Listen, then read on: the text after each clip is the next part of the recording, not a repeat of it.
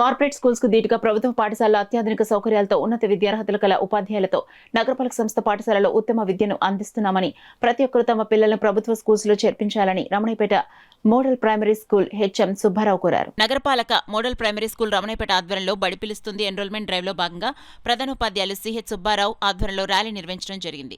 ఈ ర్యాలీలో ఉపాధ్యాయులు, విద్యార్థులు, అంగన్వాడీ సిబ్బంది, విద్యార్థుల తల్లిదండ్రులు ఉత్సాహంగా పాల్గొన్నారు. రమణయ్యపేట వీధుల్లో విద్యార్థులు ర్యాలీ సాగింది. ఈ ర్యాలీలో భాగంగా ప్రభుత్వ పాఠశాలలో అమలవుతున్న ఉచిత పథకాలను ఇంటింటి ప్రచారంలో ప్రజలకు తెలియజేశారు. ఈ ప్రచారంలో భాగంగా పలు నినాదాలతో దిక్కులు ప్రకటిల్లేలా స్లోగన్స్ చెప్తూ ముందుకు సాగారు.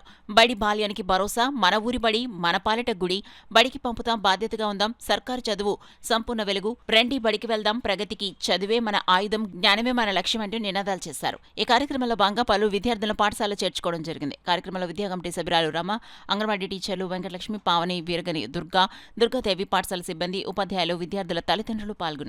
మీ అందరికీ మా భరోసా ఏంటంటే మీరు 1వ తరగతిలో జాయిన్ చేసినటువంటి విద్యార్థిని ఖచ్చితంగా అన్ని సామర్థ్యాలు సాధించి పెట్టి వాళ్ళని 5వ క్లాస్కి వచ్చేటప్పటికి మీకు అప్పగించేటటువంటి బాధ్యత మరి యాజ్ ఏ హెడ్ మాస్టర్గా ఈమె 30 ఇయర్స్ అనుభవం ఉన్నటువంటి నేను, అదే నా సహచర సిబ్బంది తీసుకుంటామని చెప్పి మీకు తెలియజేస్తూ ఉన్నాం. అదేవిధంగా మన ఆవాస ప్రాంతంలో ఉన్నటువంటి అంగన్వాడీస్ని కూడా మనం బలోపేతం చేసుకోవాల్సినటువంటి బాధ్యత మనకు ఉంది. ఎవరైతే మరి 0 నుంచి 5 సంవత్సరాలలోపు పిల్లలు ఉన్నారో అలాగే తల్లులకు కూడా ఫీడింగ్స్ ఇవ్వడం జరుగుతుంది. వీళ్ళు పిల్లలకు కూడా మరి చాలా మంచి చదువు చెప్తున్నారు పిల్లలకి వాళ్ళు. కాబట్టి మీరు ఏంటంటే నర్సరీలని అవని మరి వేలాది రూపాయలు, లక్షలు కూడా ఖర్చు పెడుతున్నారు.